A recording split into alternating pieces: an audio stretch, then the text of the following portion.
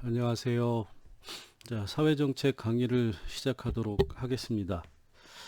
어, 오늘 다룰 내용은 우리가 이제 사회정책의 전달 체계와 평가 뭐 이런 것들을 얘기를 하는데, 이제 사회정책이 큰 틀에서 사회정책의 전달 체계는 굉장히 구체적인 내용이거든요. 그러면 이 사회정책이라고 하는 게 정부, 중앙정부 차원에서 어떻게 기획이 되고, 그게 이제 어떤 조직, 어떤 구조를 통해서 사회정책이 어떻게 만들어지느냐, 그리고 어떻게 추진되느냐, 그리고 그게 사회정책 전달체계, 그리고 평가체계와 어떻게 연동되어 있느냐라고 하는 거를 오늘은 말씀을 드리도록 하겠습니다.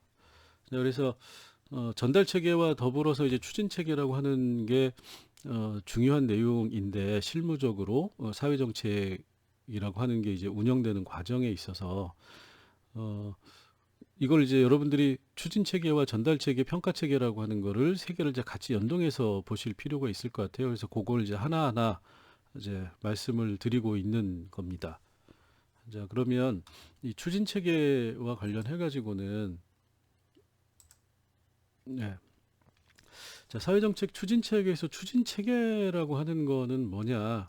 우리가 이제 중앙정부의 큰 정책 틀이라고 하는 거를 각각의 부처가 전달 체계를 통해 가지고 이제 그 정책을 시행하고 집행한다라고 이제 말씀을 드렸잖아요. 그러면 각 부처에서 만들어지고 전달 체계를 통해서 내려가는 정책들이 어떻게 만들어지느냐, 어떻게 기획되느냐라고 하는 겁니다. 그래서 큰 틀에서 이 추진 체계라고 하는 거는 부처가 개별적으로 다양한 개별 정책들을 만들어내잖아요. 이 개별 정책이라고 하는 건 이제 개별 사회 정책인데, 이 개별 사회 정책이 부처별로 각자 만드는 게 아니고 다양하게 이제 산재된 정책들이 나오는데, 이게 총괄되고 조정돼서 부처에서 만들어지는 겁니다.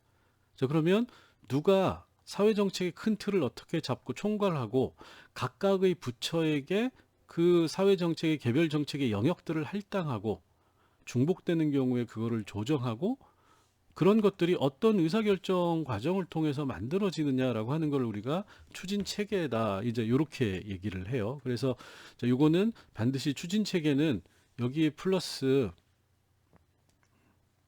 예, 넘어갔네요. 예. 추진 체계라고 하는 거는 무엇과 연동돼서 해야 되느냐? 전달 체계하고 같이 연동된다.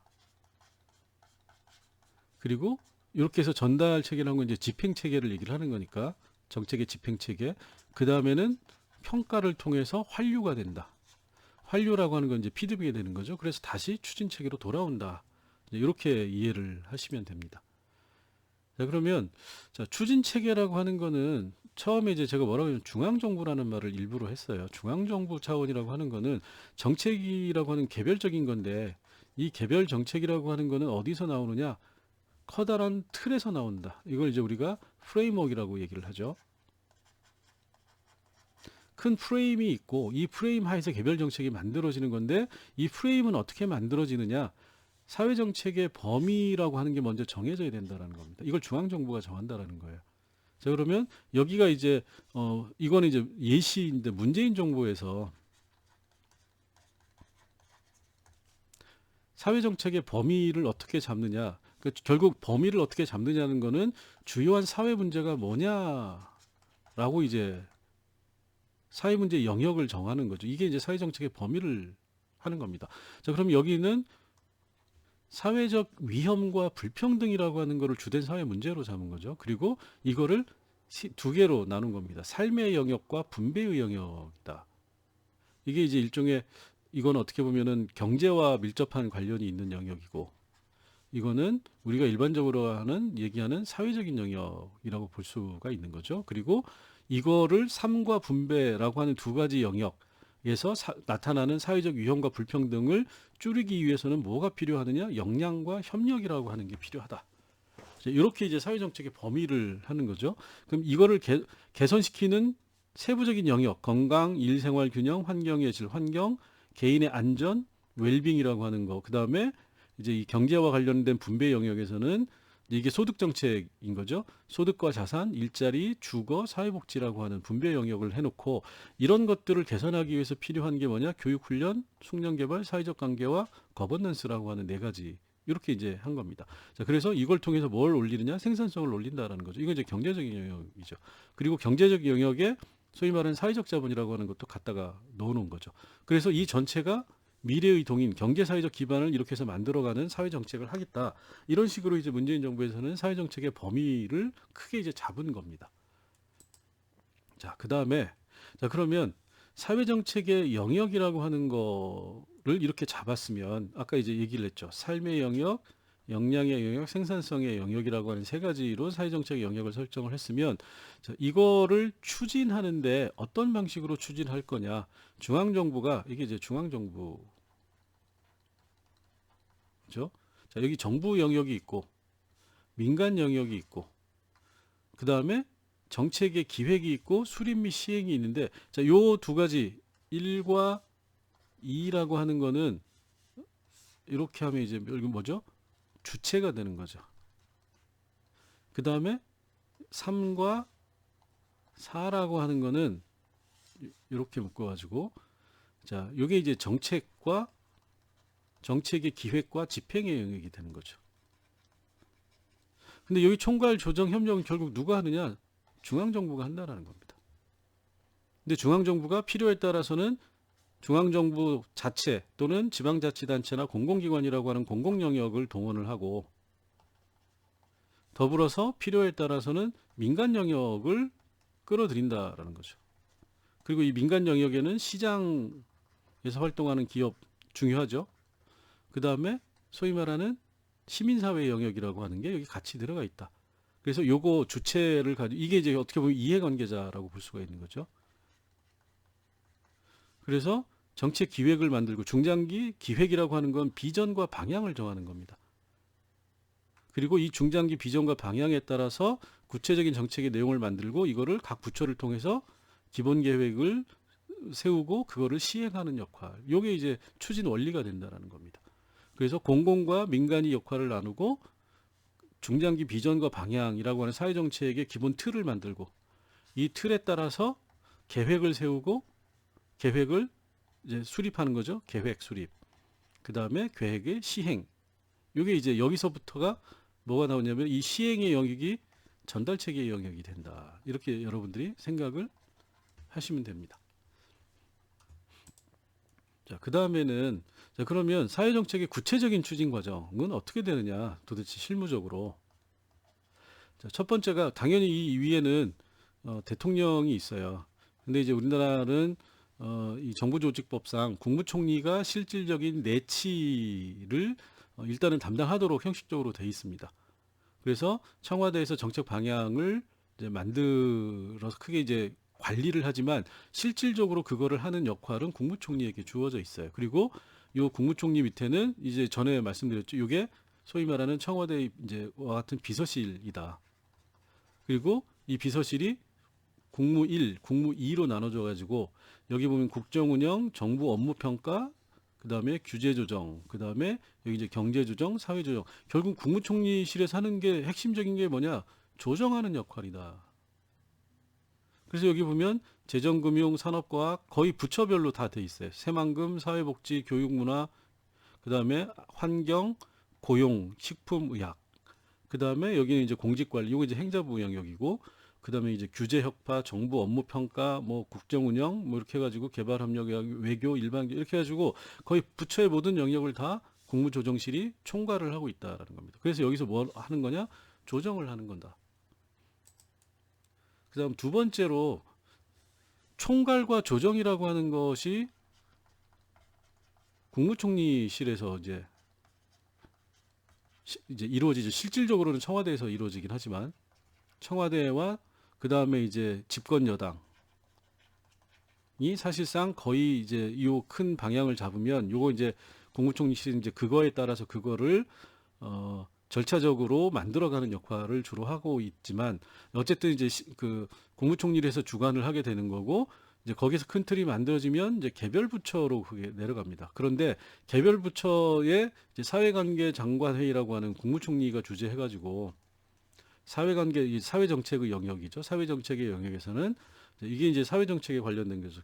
교육부, 과학기술정통부, 행안부, 문체부, 이건 잘못 썼네요. 이건 공무원이 잘못한 겁니다. 제가 잘못한 게 아니고 환경부, 고용노동부, 여가부, 국가권익위원회, 국방국도, 뭐 부처합동. 부처합동이라고 하는 거는 단일 부처가 처리하는 게 아니라 특정 사안은 뭐 교과부, 행안부, 보건복지부, 특정한 사안은 환경부, 고용노동부, 그 다음에 보건복지부 이런 식으로 해가지고 여러 부처가 한꺼번에 관련되어 있는 사안이다.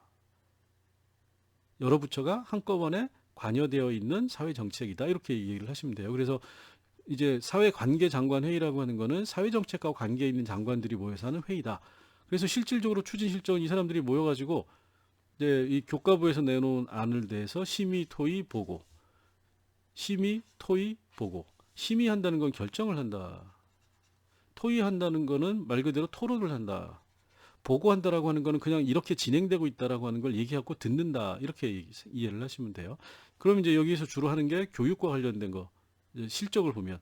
그 다음에 보건복지와 관련된 거, 특히 이제 코로나 뭐 이런 것 때문에 뭐 있었겠죠. 그 다음에 여기 보시면 부처 합동으로 된 거, 그 다음에 여성가족, 환경, 뭐 이런 것들이 의제로 이제 문화체육관 이런 것들이 이제 많이 다루어졌다라고 하는 것을 알 수가 있습니다. 그래서 이제 이런 식으로 각 부처의 장관들이 모여가지고 개별 부처가 한꺼번에 부처 간에 이런 거를 조정하고 같이 논의하는 과정이 있는 거죠. 국무총리에서. 그 다음에 이제 이 사회관계 장관 회의를 거친 다음에 개별 부처로 가게 되는 겁니다.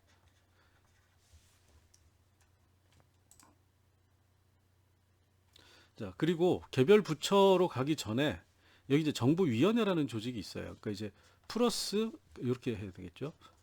부처 플러스 정부위원회라고 하는 게 있습니다. 그래서 이제 이 정부위원회는 보통 대통령 소속, 대통령 밑에 있는 또는 국무총리 밑에 있는 위원회가 있는데 이 부처에서 하는 역할의 일부를 특정한 주제별로 떼가지고 이 위원회에서 다루는 겁니다. 그러면 이제 일단은 청와대에서 국무총리 여기에는 플러스 당정협의가 있죠. 당정협의.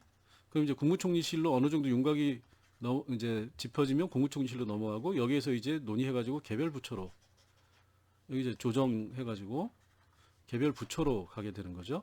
근데 이때 그냥 개별 부처로 가는 게 아니라 여기에서 위원회로 갑니다. 어떤 사안에 대해서는 어떤 사회 정책에 대해서는 위원회로 가고 이 위원회에서 만들어진 기획안을 개별 부처로 넘기면 여기에서 이제 이걸 가지고 구체적인 정책으로 만드는 거죠. 정책화 이렇게 되는 겁니다. 그 다음에 여기서부터 만들어지면 이게 이제 전달 체계로 넘어가게 되는 겁니다. 부처에서.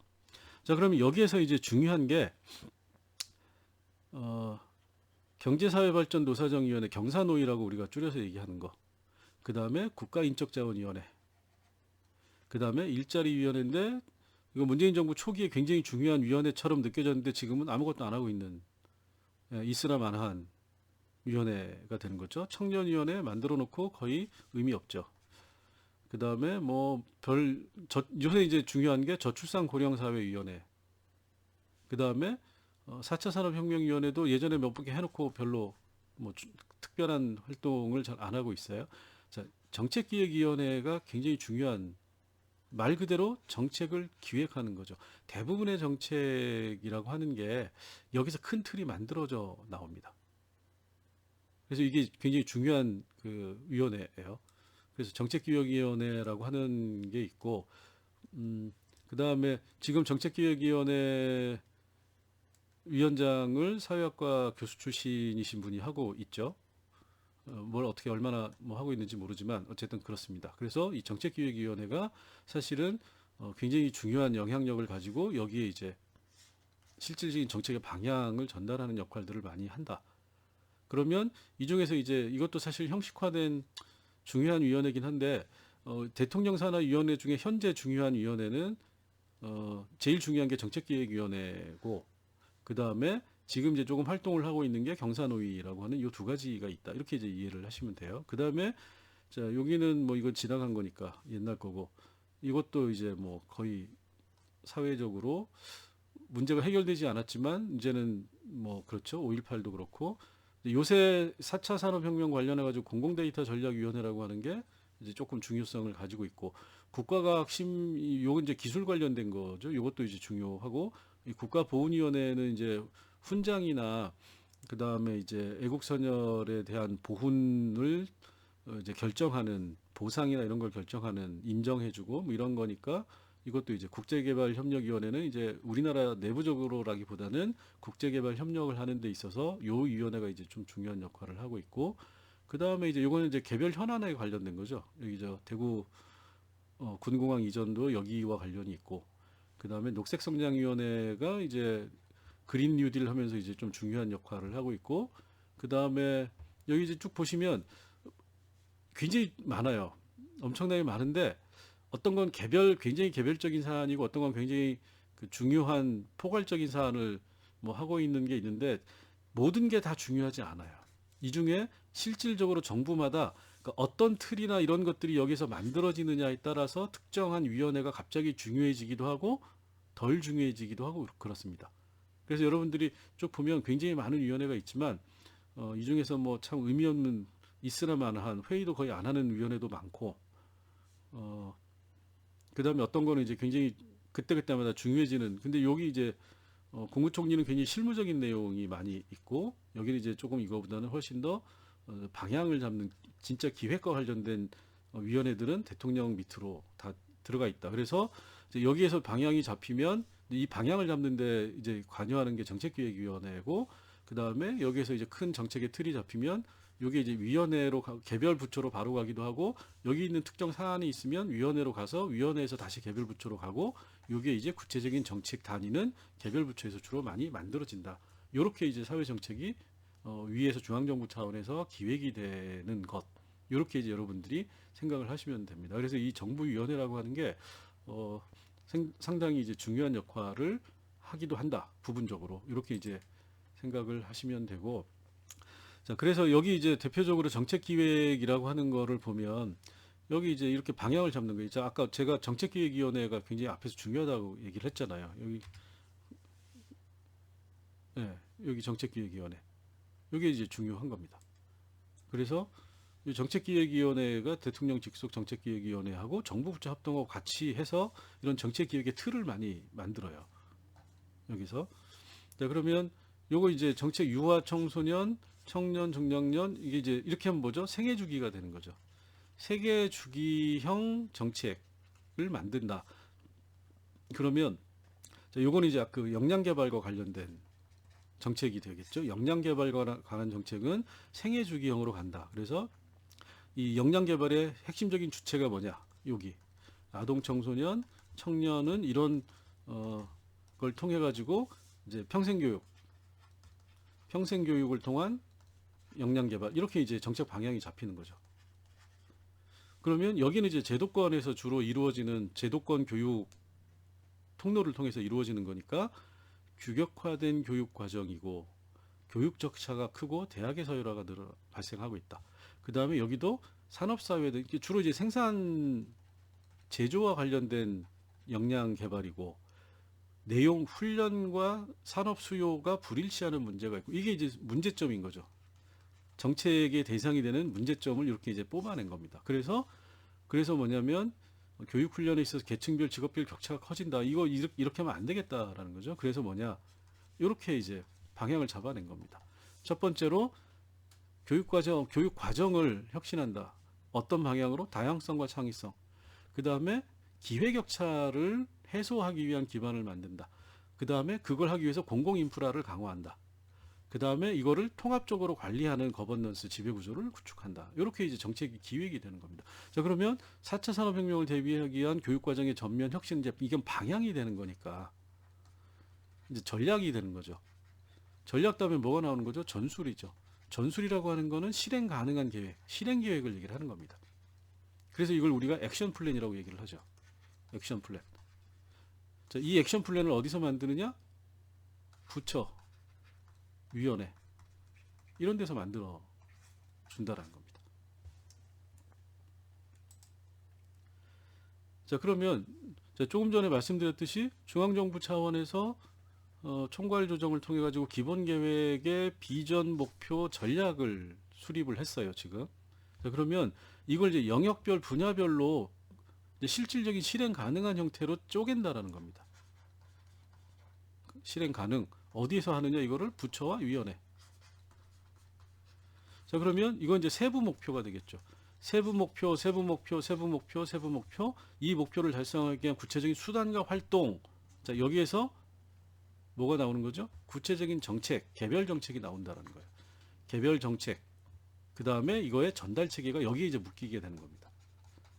자, 그러면 이거는 이제 교육 영역, 이거는 일자리 영역, 이거는 숙련 형성 영역, 생산성 영역, 뭐 이런 식으로 해가지고 이 목표와 관련된 수단이 뭐가 있고 활동이 뭐가 있고, 그러면 이거를 어떻게 개별 정책으로 만들고 그거에 따른 활동은 어떤 전달 체계를 통해서 이거를 달성할 것인가, 이렇게 이제 구체화가 되어 간다. 사회정책의 추진 체계라고 하는 게. 자, 그래서 여기 이제 보면 기본 계획이라고 하는 거를 영역별로 다 만들어요. 인적 자원 개발을 위한 기본 계획, 저출산 고령화 기본 계획, 사회보장 기본 계획, 문화진흥, 국민 여가 활성, 건강가정, 국가안전관리, 기후변화 내용, 지속가능 발전, 양성평등, 고용정책, 이렇게 기본 계획을 만드는데 이거에 따른 근거 법률이 중앙정부가 하는 거기 때문에 법을 다 만들어서 하는 겁니다. 왜 법을 만드느냐? 이거 법률이 있어야만 재정 지원이 가능하고, 그 다음에 공공부문의 인력 동원이 가능하다라는 거예요. 근거법이 있어야만. 그 다음에 자, 그러면 기본 계획에 따라서 법률을 만들고, 그 법률이 다 만들어지면 소관부처가 정해지고, 자, 그러면 인적자원 개발은 교육부와 관계부처 합동. 자, 그럼 여기 관계부처에는 여가부도 들어갈 수 있고 고용노동부도 들어갈 수 있고 뭐 산자부도 들어갈 수 있고 하는 거죠. 하지만 이걸 우리가 뭐라고 한다고 그랬죠? 주무부처라고. 주무부처는 교육부다라는 겁니다. 자, 저출산 고령은 주무부처가 보건복지부, 그 다음에 위원회가 나오죠. 저출산 고령사회위원회가 저출산 고령사회 기본계획에 따른 구체적인 정책들을 만들어내고 하는 거는 같이 논의해라, 이렇게 되는 거죠. 자, 그 다음에 사회부장 기본법은 총리실이 주관하고, 근데 실질적으로는 보건복지부가, 그 다음에 뭐가 또 하나 붙죠? 사회부장위원회라고 하는 게. 자, 문화진흥 기본법은 위원회 없이 문체부, 자, 여가부, 자, 여기는 안전처, 국가기관이 하나씩 붙는 겁니다. 자, 기후변화 대응이라고 하는 거는 개별 부처가 담당하기에는 큰 영역이니까 국무총리가 담당을 하고 관계부처 합동으로 간다. 여기는 지속가능 발전 계획은 계획을 짜는 거니까 국무조정실이 하고 지속발전위원회라고 하는 게 한다. 자, 양성평등은 여가부, 고용계획은 고용노동부, 이런 식으로 하는 거죠.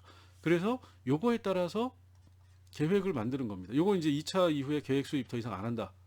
이거는 지금 현재 3차까지, 이거는 2차까지 만들어져 있고 3차를 만든다. 이런 식으로 해서 기본 계획이 나오고, 기본 계획이 나오면 기본 계획에 따라서, 자, 기본 계획은 몇 년 단위, 뭐 3년, 5년, 뭐 이런 식으로 이제 그 계획이 나와요. 그러면 1년차, 2년차, 3년차, 4년차, 5년차, 1년차, 2년차, 3년차의 개별 계획들이 다 만들어진다는 겁니다.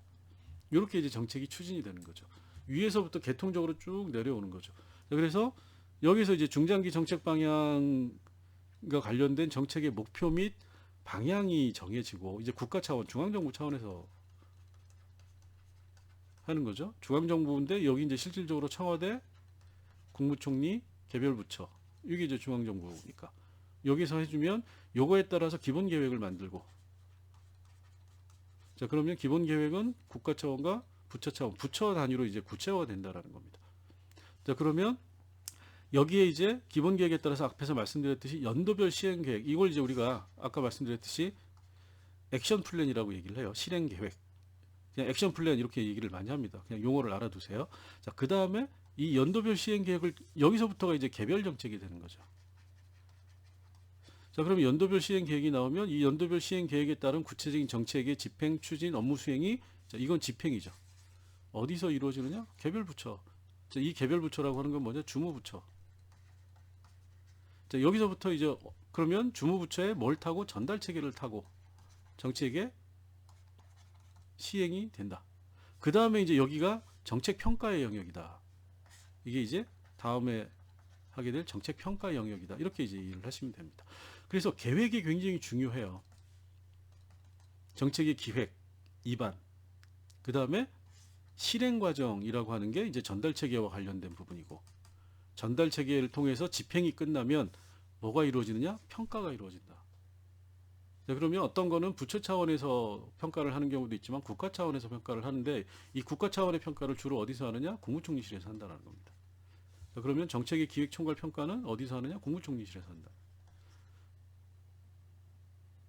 근데 이제 국무총리가 뭐 그냥 속된 말로 실세 국무총리면 상당한 영향력을 행사하지만, 실세가 아닌 그냥 뭐 한 국무총리면 그냥 큰 의미 없이 앉아만 있는다. 이렇게 이제 이해를 하시면 됩니다.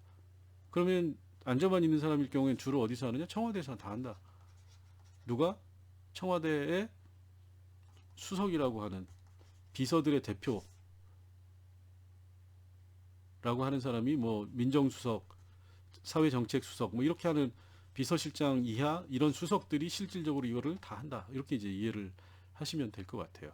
그래서 오늘 한 거는 우리가 이 정책의 추진 과정, 기획과 입안이라고 하는 계획 단계가 이제 이 정책의 추진 체계라고 하는 거고, 그 다음에 이 추진이 된 거를 실제로 집행하는 것을 우리가 이제 전달 체계라고 한다. 그리고 이 전달 체계가 이제 완결이 돼서 집행이 끝나고 나면 그거를 평가하는 평가 체계가 존재한다. 그래서 추진 체계, 전달 체계 플러스 평가 체계라고 하는 게 실제로 사회정책의 모든 과정을 포함하고 있는 거다. 그리고 갈수록 이 평가 체계라고 하는 게 중요해진다. 이렇게 이제 이해를 하시면 될 것 같습니다. 자, 그래서 전달 체계와 더불어서 이제 중요한 추진 체계라고 하는 거를 이제 좀 살펴봤는데, 여러분들이 요 내용을 큰 틀에서 대통령에서부터 국무총리, 부처, 위원회라고 하는 조직을 거쳐서 정책의 기획이 되고 입안이 되고, 그 다음에 개별 부처를 통해서 이게 전달 체계를 타고 정책이 집행이 되고, 그 다음에 다시 집행된 거에 대한 환류를 위한 평가 체계라고 하는 걸로 실질적인 사회 정책이 운영이 되고 있다라고 하는 거를 이해를 하시면 될 것 같아요. 네. 자, 오늘은 여기까지 하겠습니다. 수고하셨습니다.